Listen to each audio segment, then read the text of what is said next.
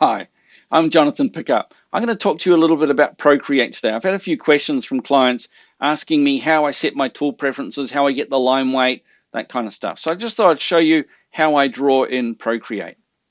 You may have noticed a lot of movies recently where I show you the final result, but I don't explain to you which tools I'm using. So I'm going to go through that today. I'm going to talk to you about which tools I use and how I use those tools.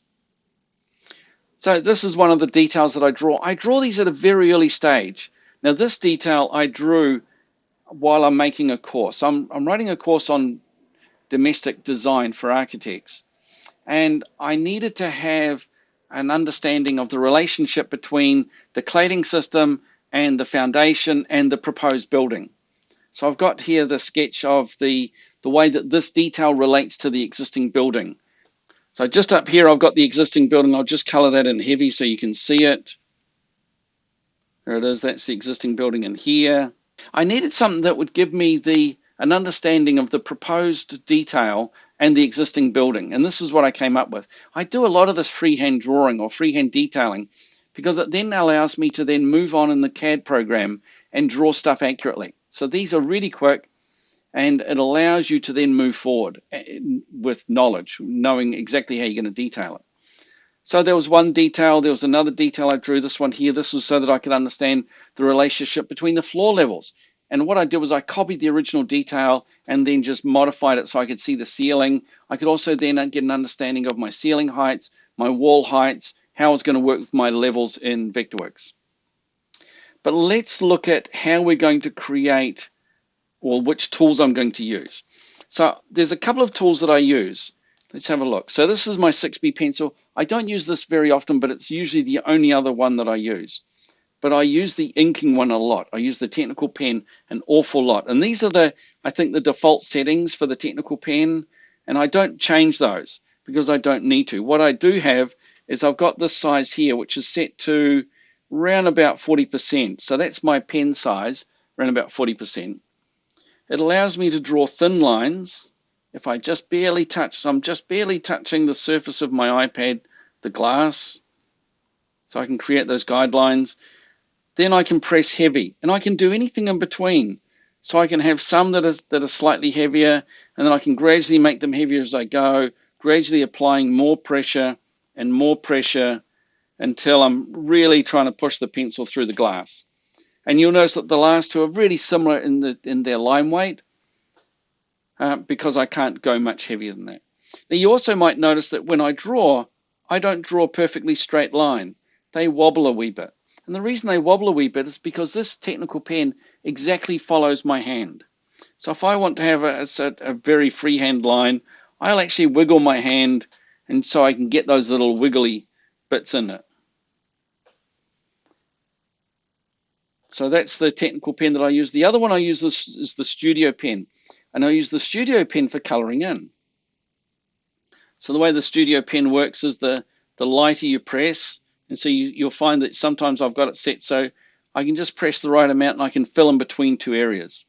Now the way this works is as you draw, it doesn't matter how much you draw on top of yourself, it doesn't change or make that more opaque. But if I go on top of one that I've already drawn, then you can see I've got double opaqueness or double density in that area. And if I want to have it thicker again or more density, I can just keep drawing on top of it, and it gradually gets darker and darker. So those are my two main tools. I use the studio pen and I use the technical pen, and those are my two main drawing tools for all the stuff that I do. The other one I use is the erase tool. Now the erase tool, I'm using the medium hard airbrush. That's my best erasing tool that I found. Now you can also change between the eraser and the pen by double tapping the end of your pencil. This is an Apple pencil, and so by double tapping I can change between one and the other. Now if I get to my eraser, there it is, I can just erase, and you can change the thickness of the eraser, and it depends on my situation whether I need to change the thickness of my eraser. So I'll quite often change the thickness here so that I can just draw or just remove little bits, and then I'll change it up to a thick one so I can remove large areas. Before we get started, let's get rid of those dots there, and back to our technical pen. Make sure it's full opaque, so it's black. So I'm going to draw a piece of timber. There it is there. It's my piece of timber. So it's got a very thin line in the middle. Now what have I done? I've actually made a change here. This should be down at 40%. Okay, and Studio Pen. I want to start drawing, so I changed to the technical pen, and now I can start with my technical pen. So this is my piece of timber. It's about 3 times wide for its height. And if that's not thick enough, then I'll heavy that up. So this is a stud. This is the bottom plate. So we got studs that come up here. And on top of that, we've got some drywall. And then a skirting.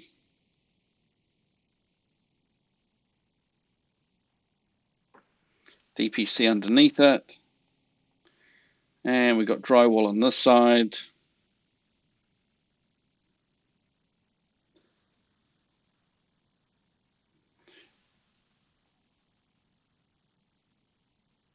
There. So what have we got here? Here we have a concrete slab. So I'm pressing reasonably heavy. We've got a timber floor on this side, so I'm just a light line across. It comes over to there. It's a plywood floor, so I'm going to show my plies, just a couple. And that's sitting on a floor joist, which is slightly heavier. And which is sitting on a stringer, which is heavier again. The stringer has to have a DPC under it. And this has block work, so that comes down to here. And then there's another block there. And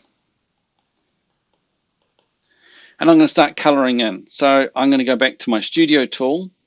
Where it is at? Studio Pen. The opacity around about 20%, I think we agreed was a good number. And that's going to color in green for my bottom plate. Just helps me to remember that the timber preservative treatment that I want to put on those. If we go back to black, we might fill in these areas here. And if we double it up, we can have double density on those areas there. And we might just have a single density here, which is my concrete slab. And if I press hard, you can see I get a heavier line. And because I'm not taking my pen off the paper or lifting the pencil off the iPad, it doesn't matter that I go back over this. I don't get double density until I take my finger away and then draw it again. So now back to my technical pen. So now I can draw my concrete block. There it is there. So that comes across there. There's another one here. And my concrete goes through there. I'm going to put in a rebar here. That rebar comes up, goes across there. I've got mesh as well, so double lap the mesh. And in here somewhere I've got my insulation and my DPC. And I got sand and stuff like that. So that's how I tend to draw, and these are the sort of drawings that I make from that. That one there, I've already shown you that one. I was redrawing this one here. You can see I've taken a little bit more trouble with this one. Not so much color, but I've actually got a lot more technical information on here. And to get my text, I've just practiced. I get the size that I think looks all right, and then I practice that. And you can see there's a lot of little graffiti down the bottom here. So I can just remove all of that stuff. So once I've got this, I can print it, I can show it to a colleague, I can show it to my boss and say, this is what I got in mind, do you agree? And then we can talk over it. Or I can take my iPad and then we can start to look at this. Is this really the detail that we want? Have we got the right information? Is it technically correct? And so on. So I hope you've enjoyed watching that. I've had a lot of fun making this movie. This is how I use Procreate. You'll notice I've only got 3 tools that I really use a lot: the eraser, the studio pen, and the technical pen. And just by using pressure on my iPad, I can get the sort of colors, the sort of texture, the sort of line weight that I want. Thanks for watching.